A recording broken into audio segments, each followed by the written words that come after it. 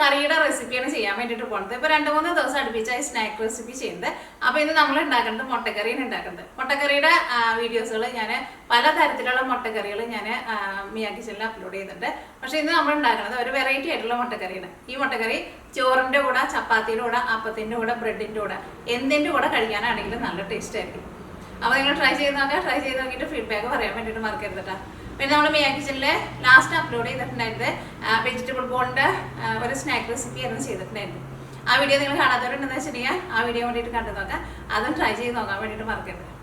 അപ്പോൾ നമുക്കൊട്ട് സമയങ്ങൾ തന്നെ നമ്മുടെ സിമ്പിളായിട്ടുള്ള മുട്ടക്കറി നമുക്ക് റെഡിയാക്കിയിട്ട് എടുക്കാം. ഇനി നമ്മുടെ കറി റെഡിയാക്കാൻ വേണ്ടിയിട്ട് ഫസ്റ്റ് നമുക്ക് തേങ്ങയും പിന്നെ മല്ലിയിലയും ഇഞ്ചിയും കൂടിയിട്ട് ആവശ്യത്തിന് വെള്ളം ഒഴിച്ചിട്ട് നല്ല പേസ്റ്റ് പോലെ അരച്ചിട്ട് എടുക്കണം. അപ്പോൾ തേങ്ങ നോക്കിക്കേ, ഞാൻ ഇത്രയ്ക്കാണ് എടുത്തേക്കുന്നത്. ഒരു തേങ്ങയുടെ 1/4 ഭാഗം എടുത്തിട്ടുണ്ട്. പിടിക്കണക്കാന്ന് വെച്ചിട്ടുണ്ടെങ്കിൽ അതാ ഇതേപോലെ ഒരു വലിയ പിടി തേങ്ങ, പിന്നെ വേറെ കുറച്ച് തേങ്ങ കൂടി ഉണ്ട്. മിക്സിയുടെ ജാറിലേക്ക് ഇടാം. ഇതിലേക്ക് മല്ലിയില ചേർക്കാം. മല്ലിയില നോക്കിക്കേ, ഞാനിവിടെ കുറച്ച് കൂടുതൽ എടുത്തിട്ടുണ്ട്. മല്ലിയിലയും കൂടിയിട്ട് ചേർക്കാം. ഇതിലേക്ക് ഇതേപോലത്തെ ഒരു വലിയ കഷ്ണം ഇഞ്ചി ഒന്ന് ചെറുതാക്കിയിട്ടിടാം. ഇതിലേക്ക് നമുക്ക് ആവശ്യത്തിന് വെള്ളം ഒഴിച്ചിട്ട് നല്ല പേസ്റ്റ് പോലെ അരച്ചിട്ടെടുക്കുക. തേങ്ങയൊക്കെ നമ്മൾ അരച്ചിട്ടെടുക്കുമ്പോൾ പ്രത്യേകം ശ്രദ്ധിക്കുക. ഫസ്റ്റ് തന്നെ ഒരുപാട് വെള്ളം ഒഴിക്കരുത് കേട്ടോ. അങ്ങനെ കുറേ വെള്ളം ഒഴിച്ചിട്ടുണ്ടെങ്കിൽ തേങ്ങ നമുക്ക് ശരിക്കും അരഞ്ഞിട്ടില്ല. ഫസ്റ്റ് നിങ്ങൾ കുറച്ച് വെള്ളം ഒഴിച്ച് നോക്കുക. അത് കഴിഞ്ഞിട്ട് ഒന്ന് അരയ്ക്കുക. എന്നിട്ട് ശരിക്കും അറിയണില്ല എന്ന് വെച്ചിട്ടുണ്ടെങ്കിൽ അതനുസരിച്ചിട്ട് രണ്ടാമത് വെള്ളം ചേർത്താൽ മതി. അപ്പോൾ നോക്കിക്കേ, നമ്മുടെ തേങ്ങ നല്ല പേസ്റ്റ് പോലെ അരച്ചെടുത്തിട്ടുണ്ട്. ഇതേപോലെ നല്ല പേസ്റ്റ് പോലെ അരച്ചിട്ട് എടുക്കണം. അപ്പോൾ ഇത് ഞാനിവിടെ ഫ്രോസൺ തേങ്ങയായിട്ട് എടുത്തത്. അല്ലെങ്കിൽ ഞാൻ മിക്കപ്പോഴും ഫ്രഷ് ആയിട്ടുള്ള തേങ്ങയാണ് എടുക്കാറ്. പക്ഷേ ഇപ്രാവശ്യം ഞാൻ കടയിൽ ചെന്ന് കഴിഞ്ഞപ്പോൾ ഫ്രഷ് തേങ്ങ അത്രയ്ക്ക് നല്ലതുണ്ടായിരുന്നില്ല. അപ്പോൾ ഒരു പുതിയൊരു ഫ്രോസൺ തേങ്ങ വന്നിട്ടുണ്ട്. ഇത് നമ്മുടെ നാട്ടിൽ നിന്ന് വന്നതാണ് കേട്ടോ. Royal delicacy. ഞാൻ ആദ്യമായിട്ട് കാണുന്നതാണ്. എനിക്കതിനോട് ഇരുന്ന് തേങ്ങ എടുത്തു കഴിഞ്ഞപ്പോൾ നല്ല തേങ്ങ പോലെ തോന്നി. നല്ലതെന്ന് വെച്ചിട്ടുണ്ടെങ്കിൽ നല്ല മൂത്ത തേങ്ങയെന്ന് തോന്നണം. മറ്റേ തേങ്ങ നമ്മൾ എടുക്കുമ്പോൾ ഇങ്ങനെ നിറച്ചിങ്ങനെ വെള്ളം പോലെ ഇങ്ങനെ ഉണ്ടാവാറുണ്ട്. പക്ഷേ ഇത് എടുത്തു കഴിഞ്ഞപ്പോൾ കുറച്ചും കൂടി നല്ല തേങ്ങയെന്ന് തോന്നണം. പക്ഷേ ഞാൻ ഫസ്റ്റ് ടൈമാണ് കറി വയ്ക്കാൻ വേണ്ടിയിട്ട് പറഞ്ഞത്. എൻ്റെ പിക്ചറൊക്കെ കാണാൻ വേണ്ടിയിട്ട് നല്ല രസമുണ്ട്. ഇനി നമ്മൾ കറിയിലേക്കുള്ള മസാല റെഡിയാക്കാൻ വേണ്ടിയിട്ട് പോവാണ്. അപ്പോൾ നോക്കിക്കേ, ഞാനിവിടെ 4 ചെറിയ പച്ചമുളക് എടുത്തിട്ടുണ്ട്. അല്ലെങ്കിൽ പച്ചമുളക് നിങ്ങളുടെ എരിവിനനുസരിച്ചിട്ട് എടുക്കുക. പിന്നെ 4 വലിയ വെളുത്തുള്ളിയും പച്ചമുളകും നല്ല പൊടിയായിട്ട് കട്ട് ചെയ്തിട്ട് എടുക്കുക. അതേപോലെ തന്നെ സവോള ഒരു മീഡിയം സവോള, അത് ഞാനിവിടെ ഓൾറെഡി നല്ല പൊടിയായിട്ട് കട്ട് ചെയ്തിട്ട് വെച്ചിട്ടുണ്ട്. പിന്നെ ഇതിലേക്ക് നമുക്ക് മെയിനായിട്ട് വേണ്ടത് തക്കാളിയാണ് വേണ്ടത്. പിന്നെ സാധാരണ നമ്മൾ കറിയിലേക്കൊക്കെ ചേർക്കുന്ന മസാലപ്പൊടികളൊക്കെ ചേർക്കുമ്പോൾ ഞാൻ അത് ചേർക്കുന്ന സമയത്ത് പറയാം കേട്ടോ. അപ്പോൾ ഇത് രണ്ടും നല്ല പൊടിയായിട്ട് കട്ട് ചെയ്തിട്ട് വയ്ക്കാം.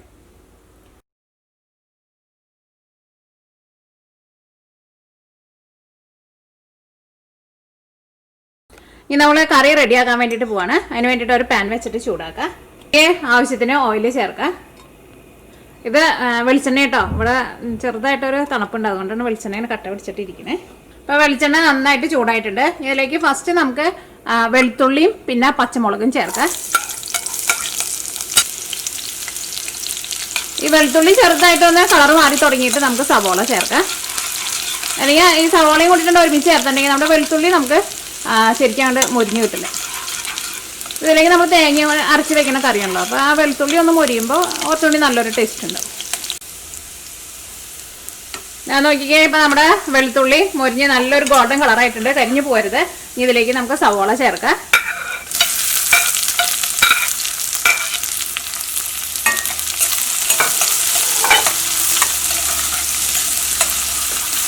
ഈ സവോളയും ഇതിനകത്ത് കിടന്നിട്ട് നന്നായിട്ട് മൊരിഞ്ഞ് വരണം. വഴറ്റിയിട്ട് എടുക്കണ്ട, നന്നായിട്ട് മൊരിച്ചിട്ട് എടുക്കുക. അപ്പോൾ സവാള മൊരിഞ്ഞു വരുന്ന സമയം കൊണ്ട് നമുക്ക് തക്കാളി ഒന്ന് കട്ട് ചെയ്തിട്ട് എടുക്കുക. അപ്പോൾ ഞാനിവിടെ നോക്കിക്കേ, ഇതേപോലത്തെ 3 തക്കാളിയാണ് എടുത്തേക്കുന്നത്.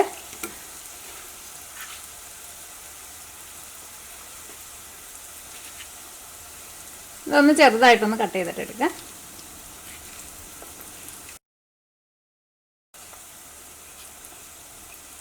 നമ്മുടെ സവാള ഇവിടെ കിടന്നിട്ട് മുരിയനുണ്ട്. ഞാൻ തീ ചെറുതായിട്ടൊന്ന് കുറച്ച് വെച്ചിട്ടുണ്ട്. ഇടയ്ക്ക് നിലക്കി കൊടുക്കട്ടെ.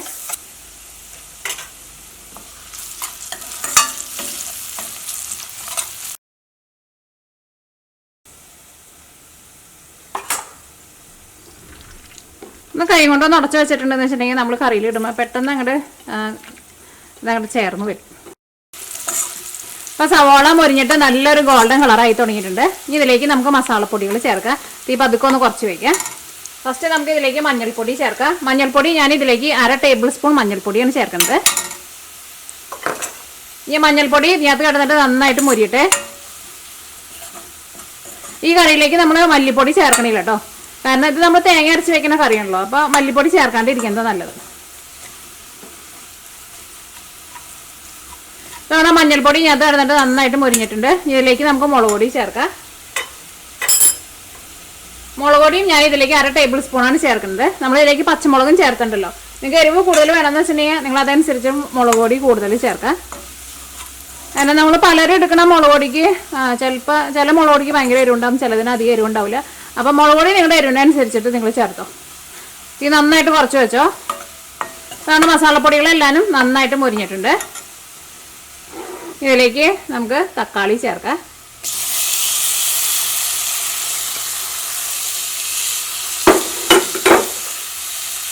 ഇതിലേക്ക് ആവശ്യത്തിന് ഉപ്പ് ചേർക്കാം. നമ്മൾ സവോള വഴറ്റുന്ന സമയത്ത് ഉപ്പ് ചേർത്തിട്ടുണ്ടായിരുന്നു, അപ്പം അതനുസരിച്ചിട്ട് ചേർത്താൽ മതി.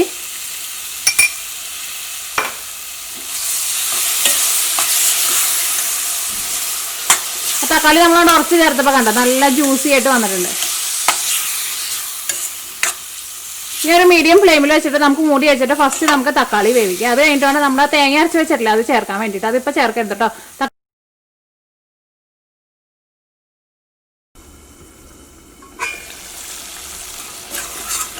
അപ്പോൾ നോക്കിക്കേ, നമ്മുടെ തക്കാളി നന്നായിട്ട് വെന്ത് ഉടഞ്ഞിട്ടുണ്ട്.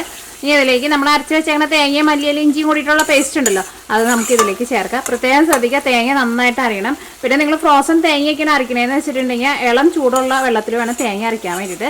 തേങ്ങ നന്നായിട്ട് തണുത്തിരുന്നിട്ടുണ്ടെന്ന് വെച്ചിട്ടുണ്ടെങ്കിൽ തേങ്ങ നമുക്ക് ശരിക്കും അരഞ്ഞിട്ടില്ല. ഇപ്പോൾ നിങ്ങൾ ഫ്രിഡ്ജിൽ വെച്ചേക്കണ തേങ്ങയാണ്. സാധാരണ നമ്മളിപ്പോൾ തേങ്ങ വെട്ടിയിട്ട് നമ്മൾ ഫ്രിഡ്ജിൽ വെക്കുമല്ലോ, അങ്ങനെ എടുക്കുന്ന തേങ്ങയാണെങ്കിൽ നല്ല തണുപ്പുണ്ടെന്ന് വെച്ചിട്ടുണ്ടെങ്കിൽ ഒരു ഇളം ചൂടുള്ള വെള്ളം ഒഴിച്ചിട്ട് തേങ്ങ അരച്ചിട്ട് എടുക്കുക. അപ്പോൾ നല്ല പേസ്റ്റ് പോലെ നമുക്ക് അരഞ്ഞു കിട്ടും. ഇതിലേക്ക് നമ്മൾ അരച്ച് വെച്ചേക്കണ അരപ്പ് ചേർക്കാം. ഈ മിക്സിയുടെ ജാറിൽ കുറച്ച് വെള്ളം ഒഴിച്ചിട്ട് കുറച്ച് വെള്ളം കൂടിയും ചേർക്കാം.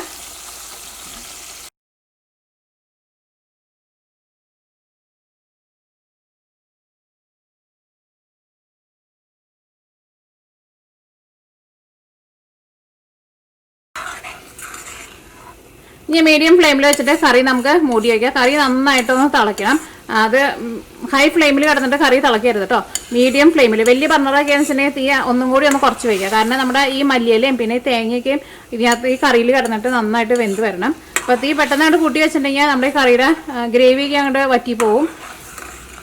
അപ്പോൾ മല്ലിയിലയുടെ ടേസ്റ്റൊക്കെ ഒന്ന് നന്നായിട്ട് കറി തിളച്ചിട്ട് ആ ടേസ്റ്റൊക്കെ ഒന്ന് മാറണം, ആ പച്ച ടേസ്റ്റ്. അപ്പോൾ നമുക്ക് മീഡിയം ഫ്ലെയിമിൽ വെച്ചിട്ട് കറി മൂടി വയ്ക്കാം. അപ്പോൾ കറി ഞാനിവിടെ ഒരു 15 മിനിറ്റ് മീഡിയം ഫ്ലെയിമിൽ മൂടി വെച്ചിട്ടുണ്ടായിരുന്നു. ഇപ്പോൾ കറിയിൽ നോക്കിയാൽ ചെറുതായിട്ട് ഇങ്ങനെ ഓയിലൊക്കെ ഒന്ന് തെളിഞ്ഞ് വന്നിട്ടുണ്ട്. ഈ കറിയിലേക്ക് നമുക്ക് മുട്ട ചേർക്കാം.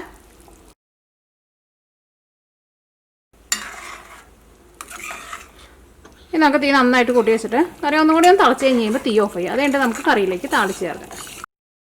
കറിയിലേക്ക് നമ്മൾ തേങ്ങ അരച്ച് ചേർത്തേക്കണത് കൊണ്ട് തന്നെ ഈ കറിയുടെ ഗ്രേവിക്ക് നല്ല കട്ടിയുണ്ട് കേട്ടോ. ഇനി കറിയിലേക്ക് താളിച്ച് ചേർക്കാൻ വേണ്ടിയിട്ട് ഒരു ചെറിയ പാൻ വെച്ചിട്ട് ചൂടാക്കാം. അതിലേക്ക് ആവശ്യത്തിന് വെളിച്ചെണ്ണ ഒഴിക്കുക. അപ്പോൾ വെളിച്ചെണ്ണ നന്നായിട്ട് ചൂടായിട്ടുണ്ട്. ഫസ്റ്റ് നമുക്ക് കടുക് പൊട്ടിക്കുക. ഒരു 1/2 ടീസ്പൂൺ കടുക് ചേർക്കാം. അപ്പോൾ കടുക് പൊട്ടിയിട്ടുണ്ട്. ഇനി ഇതിലേക്ക് ഉണക്കമുളക് ചേർക്കുക.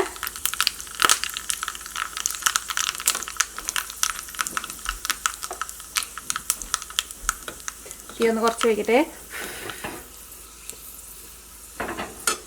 ഇതിലേക്ക് ഞാനിവിടെ സവോള നല്ല പൊടിയായിട്ട് കട്ട് ചെയ്തിട്ടുണ്ട്, അത് ചേർക്കാം. അല്ലെങ്കിൽ സവോളയ്ക്ക് പകരം ചുവന്നുള്ളി ഉണ്ടെന്ന് വെച്ചിട്ടുണ്ടെങ്കിൽ ചുവന്നുള്ളി ചേർക്കാം. അപ്പോൾ നമ്മുടെ സവോള നന്നായിട്ട് പൊരിഞ്ഞിട്ടുണ്ട്. ഇതിലേക്ക് ഒരു നുള്ളു മഞ്ഞൾപ്പൊടി ചേർക്കാം. അപ്പോൾ ഇങ്ങനെ മഞ്ഞൾപ്പൊടി ചേർക്കുമ്പോൾ നമ്മൾ താളിച്ച് ചേർക്കണതിന് നല്ലൊരു മണം ഉണ്ടാവും. ഇതിലേക്ക് ഒരു 1/4 ടീസ്പൂൺ മുളക് പൊടിയും ചേർക്കാം. അപ്പോൾ നമ്മുടെ കറിയുടെ മുകളിൽ ഇങ്ങനെ ചെറുതായിട്ട് ഇങ്ങനെ ഒരു ചുമന്ന കളർ ഇങ്ങനെ പൊന്തി നിൽക്കും. അപ്പോൾ കറി കാണാൻ വേണ്ടിയിട്ട് നല്ല ഭംഗി ഉണ്ടാവില്ല. ഇനി നമുക്ക് തീ ഓഫ് ചെയ്യാം.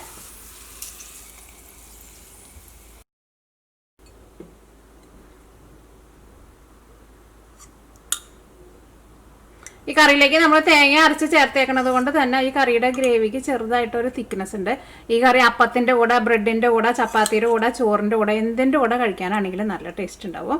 പിന്നെ ഈ കറി ഉണ്ടാക്കുമ്പോൾ 2-3 വട്ടം കാര്യങ്ങൾ പ്രത്യേകം ശ്രദ്ധിക്കുക. ഞാനിതിലേക്ക് 3 തക്കാളിയാണല്ലോ ചേർത്തത്. അപ്പോൾ ഞങ്ങൾക്ക് ഇവിടെ കടയിൽ നിന്ന് കിട്ടുന്ന തക്കാളിക്ക് അധികം പുളി ഉണ്ടാവില്ല. പക്ഷെ നമ്മുടെ നാട്ടിലെ തക്കാളിക്ക് എന്ന് വെച്ചിട്ടുണ്ടെങ്കിൽ അത്യാവശ്യം നല്ല പുളി ഉണ്ടാവും. അപ്പോൾ നല്ല പുളിയുള്ള തക്കാളി എന്ന് വെച്ചിട്ടുണ്ടെങ്കിൽ നിങ്ങൾ 2 തക്കാളി ചേർത്താൽ മതി.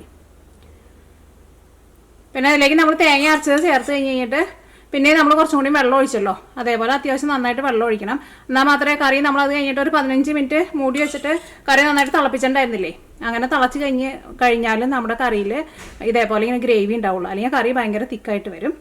എങ്ങാനും കറി ഭയങ്കര തിക്കായിട്ട് വരാമെന്ന് വെച്ചിട്ടുണ്ടെങ്കിൽ നിങ്ങളപ്പോൾ അതനുസരിച്ചിട്ട് കുറച്ചും കൂടി വെള്ളം ഒഴിച്ചിട്ട് കറി ഒന്നും കൂടി നന്നായിട്ട് തിളപ്പിച്ചിട്ട് എടുക്കുക. ഇതാണ് നമ്മുടെ മുട്ടക്കറി. അപ്പോൾ നിങ്ങളെല്ലാവരും ട്രൈ ചെയ്ത് നോക്കിയിട്ട് ഫീഡ്ബാക്ക് പറയാൻ വേണ്ടിയിട്ട് മറക്കരുത്.